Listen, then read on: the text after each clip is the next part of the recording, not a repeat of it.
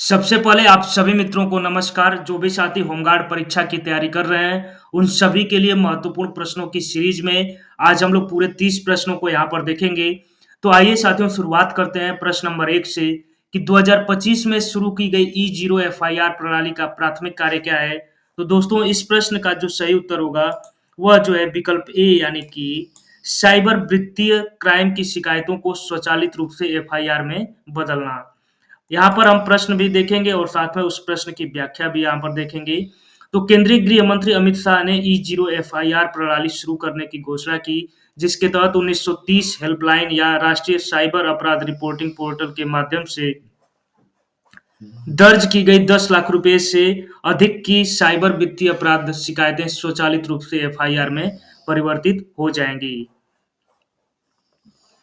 अब हम अगला प्रश्न यहाँ पर देखेंगे कि प्रशासनिक दृष्टि से बीडीओ का क्या अर्थ है? तो इस प्रश्न का जो सही उत्तर होगा, वह जो है विकल्प सी यानी कि ब्लॉक डेवलपमेंट ऑफिसर। प्रशासनिक दृष्टि से बीडीओ का तात्पर्य स्तर पर ब्लॉक स्तर पर विकास कार्यों को देख-रेख करने वाली अधिकारी यानी कि ब्लॉक डेवलपमेंट ऑफिसर से होती है। साथियों यहाँ पर एक वीडीओ होता है, तो वह जो है उसका जो फुल फॉर्म होता है वह विलेज डेवलपमेंट ऑफिसर होता है और जो बीडीओ होता है वह ब्लॉक डेवलपमेंट ऑफिसर के रूप में जाना जाता है और उससे जो बड़ा पद होता है उसको सीडीओ कहते हैं, वह जो है चीफ डेवलपमेंट ऑफिसर के नाम से जाना जाता है। प्रश्न नंबर 3 देखेंगे कि उत्तर प्रदेश में प्रशासनिक प्रभाग का प्रमुख कौन होता है? तो इस प्रश्न का जो सही उत्तर होगा, वह जो है विकल्प बी यानी कि मंडलायुक्त के नाम से उसको जाना जाता है। तो व्याख्या यहाँ पर देखेंगे। उत्तर प्रदेश में प्रशासनिक प्रभाव का प्रमुख मंडलायुक्त होता है और प्रत्येक मंडल में कुछ जनपद शामिल होते हैं और किसी मंडल का प्रमुख अधिकारी मंडलायुक्त के नाम से जाना जाता है।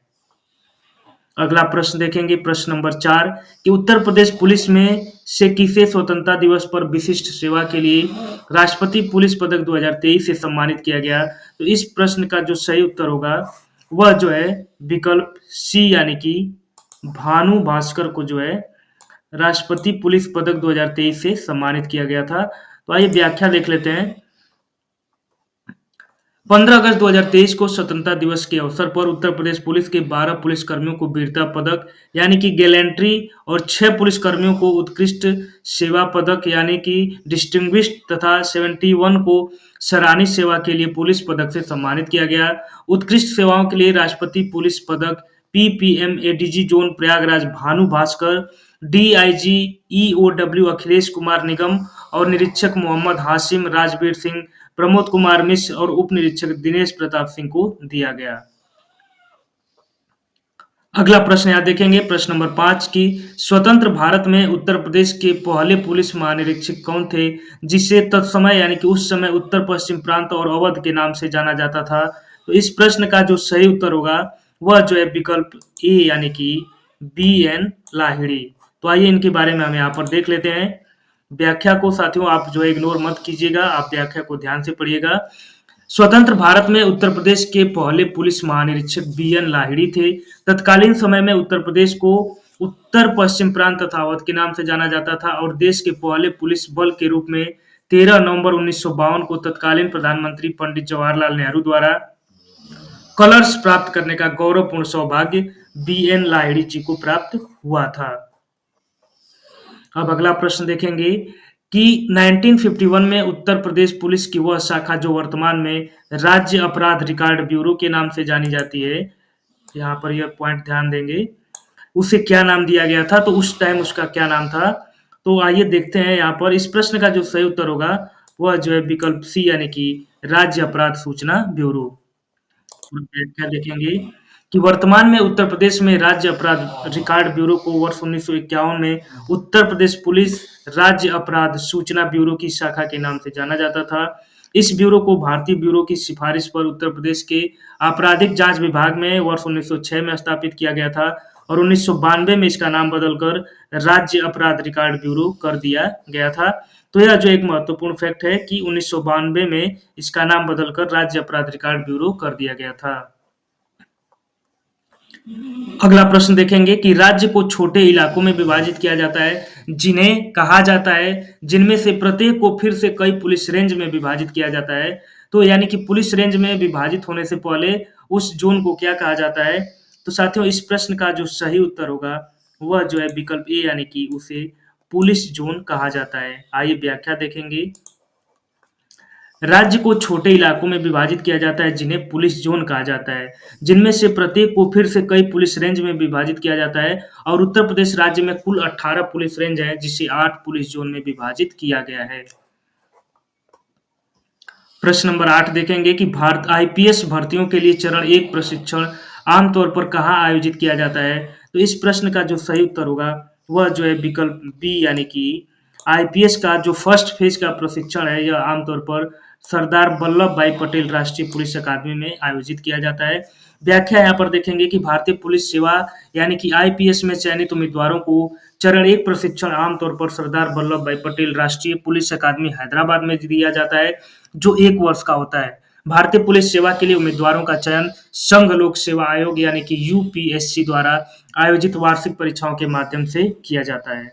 साथियों यह प्रश्न की जो श्रृंखला है अत्यंत ही महत्वपूर्ण है और स्पेशली होमगार्ड की तैयारी करने वाले साथियों के लिए यह प्रश्न जो है रामबाण साबित होंगे। तो आपको ऐसे प्रश्नों का प्रैक्टिस ज़रूर से करना है और साथियों यहाँ पर जो व्याख्या आपको बताई जा रही है, उसको अगर आप जो है ध्यान से पढ़ेंगे तो यह जो है आपके लिए और ही लाभदायक होगा। क्योंकि मैं इतने समय में अगर चाहूँ तो आपको केवल प्रश्न करवाता चलूँ, तो उससे जो है कि प्रश्नों की संख्या तो ज़्यादा हो जाएगी, लेकिन आपका कॉन्सेप्ट क्लियर नहीं हो पाएगा। इसीलिए साथियों मैं व्याख्या को ज़्यादा इम्पोर्टेंस देता हूँ, तो आप प्रश्नों को भी देखिए और उनका जो एक्सप्लेनेशन है उनको भी देखिए और उनमें जो की पॉइंट्स मिल रहे हैं उनको आप नोट करते चलेंगे, तो निस्संदेह जो है आपको बहुत ज़्यादा फ़ायदा मिलने वाला है।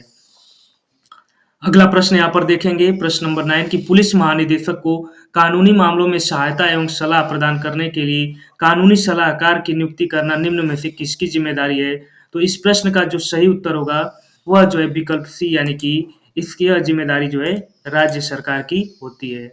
व्याख्या देखेंगे यहाँ पर पुलिस महानिदेशक को कानूनी मामलों में सहायता एवं सलाह प्रदान करने के लिए कानूनी सलाहकार की नियुक्ति की जिम्मेदारी राज्य सरकार की है। राज्य का महाधिवक्ता राज्य का सर्वोच्च विधि अधिकारी होता है। तो यह जो एक मुख्य पॉइंट है कि जो राज्य का महाधिवक्ता होता है, राज्य का सर्वोच्च विधि अधिकारी होता है। महाधिवक्ता की नियुक्ति राज्यपाल द्वारा भारतीय संविधान के अनुच्छेद 165 के तहत की जाती है और वह संबंधित राज्य सरकार को ऐसे कानूनी मामलों पर सलाह देते हैं और अन्य कानूनी कर्तव्यों का पालन करता है जो उसे सौंपे जा सकते हैं। अब प्रश्न नंबर 10 देखेंगे कि मॉडल पुलिस अधिनियम 2006 अनुशंसा करता है कि पुलिस उपविभाग के रूप में जाने वाले भौगोलिक क्षेत्रों को छोटे-छोटे क्षेत्रों में विभाजित किया जाए और जिन्हें कहा जाता है यानी कि उन छोटे जो रूप में विभाजन होता है उसको क्या कहा जाता है? तो साथियों इस प्रश्न का जो सही उत्तर होगा वह जो है विकल्प बी यानी कि उसको पुलिस सर्कल के रूप में जाना जाता है। अब यहाँ पर देखेंगे व्याख्या से तो यहाँ पर यह प्रश्न क्लियर हो जाएगा कि मॉडल पुलिस अधिनियम 2006 के अनुसार पुलिस उप विभाग के रूप में जाने वाले छोटे-छोटे भौगोलिक क्षेत्रों को पुलिस सर्कल कहा जाता है और पुलिस सर्कल में कई पुलिस थाने शामिल होते हैं, जिसकी निगरानी एक सीओ यानी कि सर्कल ऑफिसर या डीएसपी यानी कि डिप्टी सुपरिटेंडेंट ऑफ पुलिस द्वारा की जाती है। तो आप जो है सीओ का फुल फॉर्म भी यहाँ से आपको याद कर सकते हैं क्योंकि सीओ का जो फुल फॉर्म होता है वह सर्कल ऑफिसर होता है, ना कि सिटी ऑफिसर होता है और डीएसपी का फुल फॉर्म जो होता है डेप्यूटी सुपरिटेंडेंट ऑफ पुलिस होता है। अगला प्रश्न देखेंगे कि पुलिस कमिश्नर आमतौर पर केवल मतलब कहाँ के लिए नियुक्त किया जाता है? तो साथियों इस प्रश्न का जो सही उत्तर है वह जो है विकल्प डी यानी कि बड़े शहरों के लिए। यह प्रश्न साथियों आपको देखने में आसान लगेंगे परंतु यह जो है कन्फ्यूजिंग प्रश्न होते हैं। इनको आइए व्याख्या से देखते हैं कि व्याख्या में क्या कहा गया है कि पुलिस कमिश्नर का पद केवल बड़े शहरों यानी कि महानगरों के लिए होता है। यह पद आमतौर पर एडीजीपी रैंक के समान होता है, जो अपने शहर में कानून व्यवस्था को विनियमित और नियंत्रित करता है। उत्तर प्रदेश में शुरुआती चरण में कमिश्नरेट व्यवस्था सिर्फ 2 जिलों यानी कि लखनऊ और नोएडा में जनवरी 2020 में लागू की दी गई थी। जबकि वर्तमान में यह 5 अन्य जिलों वाराणसी, कानपुर, आगरा, प्रयागराज और गाजियाबाद में भी लागू हो गई है। तो यह जो है पॉइंट आपके लिए महत्वपूर्ण है कि 5 अन्य जो शहरों में कमिश्नरेट व्यवस्था लागू की गई है, उनमें जो है वाराणसी है, कानपुर है, आगरा है, प्रयागराज है और गाज़ियाबाद है और पहले से लखनऊ और नोएडा में 2020 से कमिश्नरेट यानी पुलिस कमिश्नर का पद लागू हुआ था। अब अगला प्रश्न देखेंगे कि मॉडल पुलिस अधिनियम 2006 में कहा गया है कि आपराधिक जांच विभाग के तहत विशेष विंग्स का नेतृत्व एक ऐसे अधिकारी द्वारा किया जाएगा जिसकी रैंक से कम नहीं होगी, यानी कि उससे नीचे के रैंक का अधिकारी को नियुक्त नहीं किया जाएगा। तो इस प्रश्न का जो साथियों सही उत्तर होगा वह जो है विकल्प ए, यानी कि पुलिस अधीक्षक से कम रैंक का अधिकारी नियुक्त नहीं किया जाएगा। व्याख्या देखेंगे। मॉडल पुलिस अधिनियम 2006 के अनुसार आपराधिक जांच विभाग के तहत विशेष विंग्स का नेतृत्व पुलिस अधीक्षक रैंक से कम रैंक के अधिकारी द्वारा नहीं किया जाएगा और भारत सरकार के गृह मंत्रालय द्वारा 20 सितंबर 2005 को विधि विशेषज्ञ सोलो जहांगीर सोराबजी की अध्यक्षता में एक समिति का गठन किया गया, जिसने 30 अक्टूबर 2006 को मॉडल पुलिस अधिनियम 2006 का प्रारूप केंद्र सरकार को सौंपा तथा वर्ष 2006 में ही इसे सभी राज्यों में प्रसारित किया गया। तो यह जो है यह ध्यान देने वाली बात है कि मॉडल पुलिस अधिनियम 2006 का जो प्रारूप है यह जो है किसके द्वारा तैयार किया गया था, तो यह 20 सितंबर 2005 को विधि विशेषज्ञ सोलो जहांगीर सोराबजी की अध्यक्षता में तैयार किया गया था। तो यह जो है की पॉइंट्स है और इसे आप अपने नोट्स में भी जो है नोट करते हुए चलेंगे। अगला प्रश्न देखेंगे कि मॉडल पुलिस अधिनियम 2006 में कहा गया है कि बताए गए मानदंडों का पालन करते हुए नियुक्त किए गए डीजीपी का शर्तों के अधीन न्यूनतम कार्यकाल कितने वर्ष का होगा, भले ही उनकी सेवानिवृत्ति की सामान्य तिथि कुछ भी हो। तो इस प्रश्न का जो सही उत्तर है वह जो है विकल्प डी, यानी कि 2 साल का उनका कार्यकाल होगा। व्याख्या देखेंगे यहाँ पर। मॉडल पुलिस अधिनियम 2006 में कहा गया है कि बताए गए मानदंडों का पालन करते हुए नियुक्त किए गए डीजीपी का न्यूनतम कार्यकाल 2 वर्ष का होगा। प्रश्न नंबर 14 देखेंगे कि मॉडल पुलिस अधिनियम 2006 अनुशंसा करता है कि पुलिस जिला के नाम से जाने वाले भौगोलिक क्षेत्र को 21 नामक छोटे क्षेत्रों में विभाजित किया जाए और जिनमें से प्रत्येक को आगे कई पुलिस सर्किलों में विभाजित किया जा सकता है। तो साथियों इस प्रश्न का जो सही उत्तर है वह जो है विकल्प डी, यानी कि पुलिस उप विभाग में विभाजित किया जाए। व्याख्या देखेंगे। मॉडल पुलिस अधिनियम 2006 अनुशंसा करता है कि पुलिस जिला के नाम से जाने वाले भौगोलिक क्षेत्र को पुलिस उप विभाग नामक छोटे क्षेत्रों में विभाजित किया जाए, जिनमें से प्रत्येक को आगे कई पुलिस सर्किलों में विभाजित किया जा सकता है और प्रत्येक पुलिस उप विभाग एक सहायक पुलिस आयुक्त के प्रभाव में होगा और प्रत्येक पुलिस स्टेशन एक पुलिस निरीक्षक के प्रभार में होगा।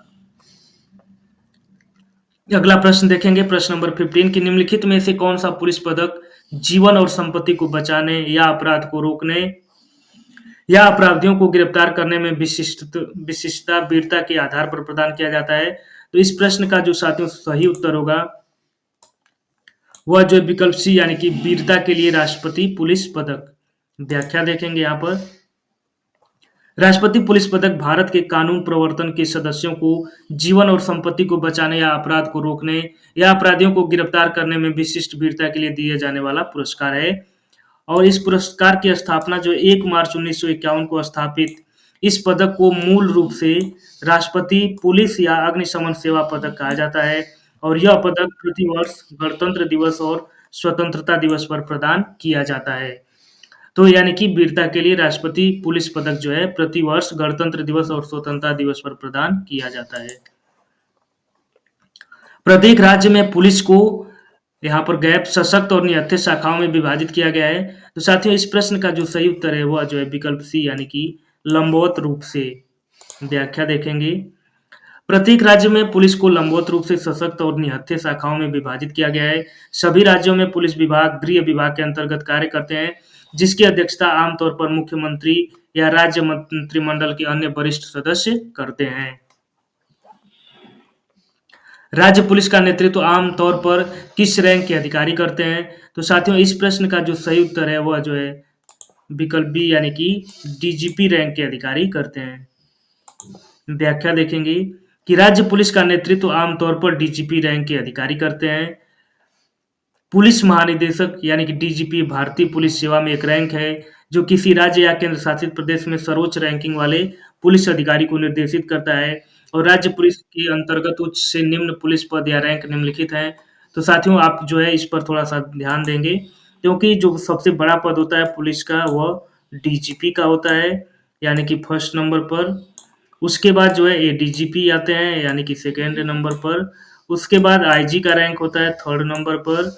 उसके बाद पुलिस उप महानिरीक्षक यानी कि डीआईजी चौथे नंबर पर। और उससे नीचे जो वरिष्ठ पुलिस अधीक्षक यानी कि 5वें नंबर पर एसएसपी का पद आता है। और उससे नीचे साथियों जो है पुलिस उपाधीक्षक यानी कि एसपी का जो है रैंक आता है 6वें नंबर पर। सामान्य तौर पर केंद्र सरकार किस अंतराल पर आईपीएस संवर्ग की संख्या बल की पुनः जांच करती है? तो साथियों इस प्रश्न का जो सही उत्तर है वह जो है विकल्प बी यानी कि 5 साल पर। आमतौर पर केंद्र सरकार द्वारा प्रत्येक 5 वर्ष के अंतराल में आईपीएस संवर्ग की संख्या बलों की पुनः जांच की जाती है। प्रश्न नंबर 19 देखेंगे कि धर्मवीर की अध्यक्षता में राष्ट्रीय पुलिस आयोग की नियुक्ति किसके अंत में की गई थी? तो साथियों इस प्रश्न को आप थोड़ा सा विशेष ध्यान देंगे। तो इस प्रश्न का जो सही उत्तर होगा वह जो है विकल्प बी यानी कि 1970s में। पुलिस सुधारों को लेकर वर्ष 1977 में अर्थात 1970 के दशक में धर्मवीर की अध्यक्षता में राष्ट्रीय पुलिस आयोग का गठन किया गया था। तो यहाँ पर जो एग्जैक्ट है 1977 यानी कि 1970 के दशक में जो है राष्ट्रीय पुलिस आयोग का गठन किया गया था। तो यह जो है एक बहुत ही महत्वपूर्ण प्रश्न बनेगा कि राष्ट्रीय पुलिस आयोग का गठन कब किया गया था? तो यह 1970s में। और किसकी अध्यक्षता में? तो यह धर्मवीर की अध्यक्षता में किया गया था। निम्नलिखित में से कौन सा जो है कि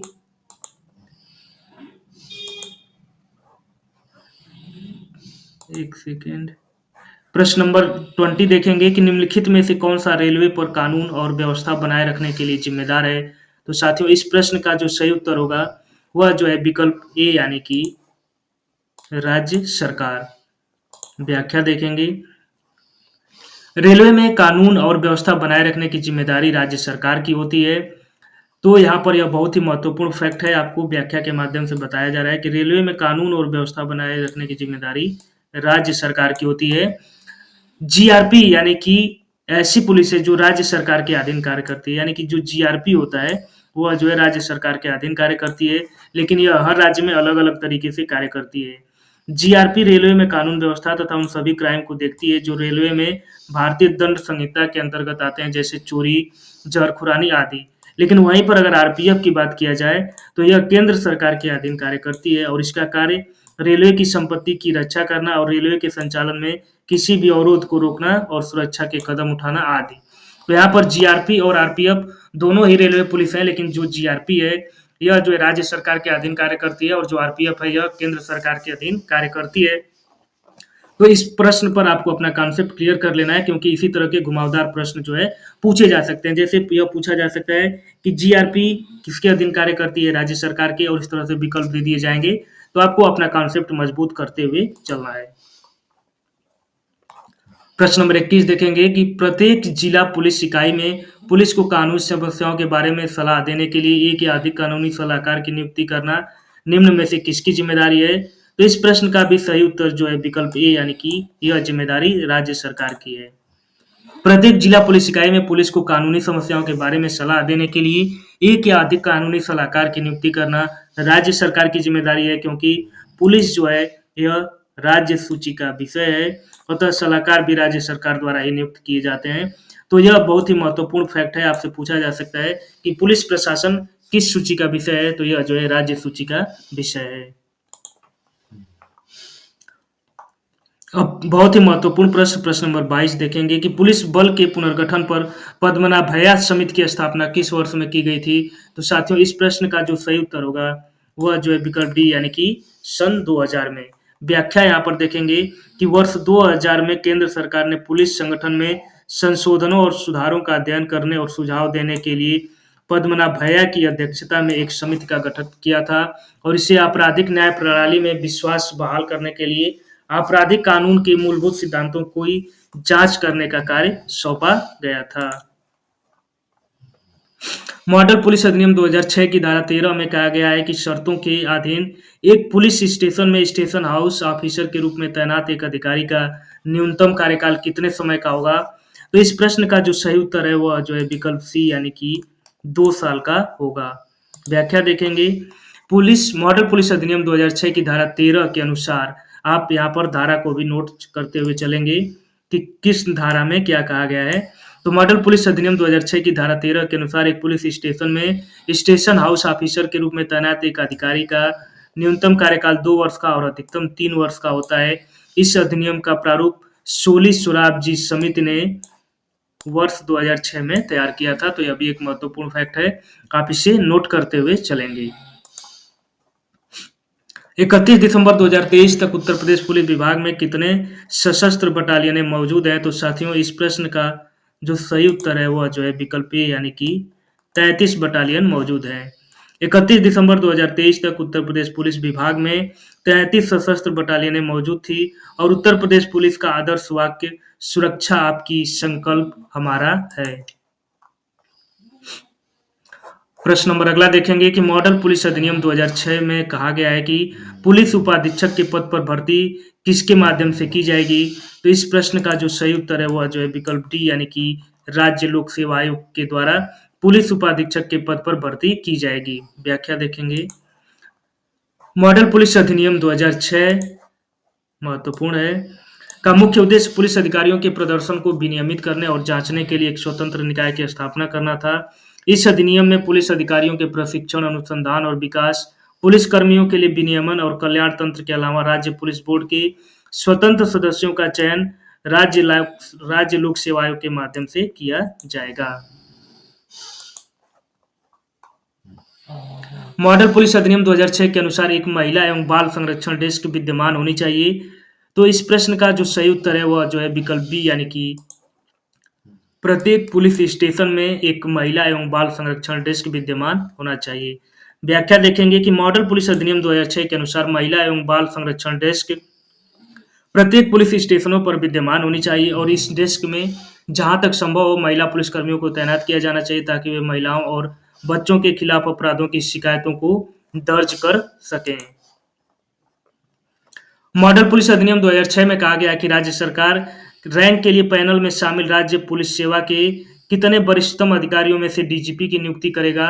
तो इस प्रश्न का जो सही उत्तर होगा वह जो है विकल्प डी यानी कि 3 अधिकारियों में से ही डीजीपी को चुना जाएगा।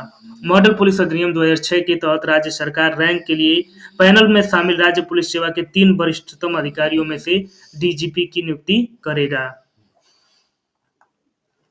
उत्तर प्रदेश पुलिस विभाग को कानून और व्यवस्था बनाए रखने और अपराध नियंत्रण में उत्कृष्ट योगदान के लिए सम्मानित होने वाला पहला पुलिस बल होने का गौरव प्राप्त है। तो किस सम्मान के लिए? तो इस प्रश्न का जो सही उत्तर है वह जो है विकल्प बी यानी कि प्रेसिडेंट कलर्स अवार्ड के लिए। व्याख्या देखेंगे, उत्तर प्रदेश पुलिस विभाग को कानून और व्यवस्था बनाए रखने और अपराध नियंत्रण में उत्कृष्ट योगदान के लिए प्रेसिडेंट कलर्स से सम्मानित होने वाला पहला पुलिस बल होने का गौरव प्राप्त है और 23 नवंबर 1952 को उत्तर प्रदेश पुलिस को यह सम्मान प्रदान किया गया था।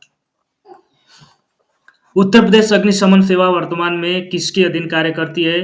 तो साथियों इस प्रश्न का जो सही उत्तर होगा वह जो है विकल्प बी यानी कि उत्तर प्रदेश अग्निशमन सेवा वर्तमान में उत्तर प्रदेश पुलिस के अधीन कार्य करती है और अग्निशमन सेवा विभाग स्कूलों और कॉलेजों में आग की रोकथाम के लिए व्याख्यान प्रदर्शन भी आयोजित करता है, यानी कि मॉक ड्रिल का प्रदर्शन किया जाता है कि आग लगने पर किस तरह से बचाव करना चाहिए, इसका प्रशिक्षण भी दिया जाता है।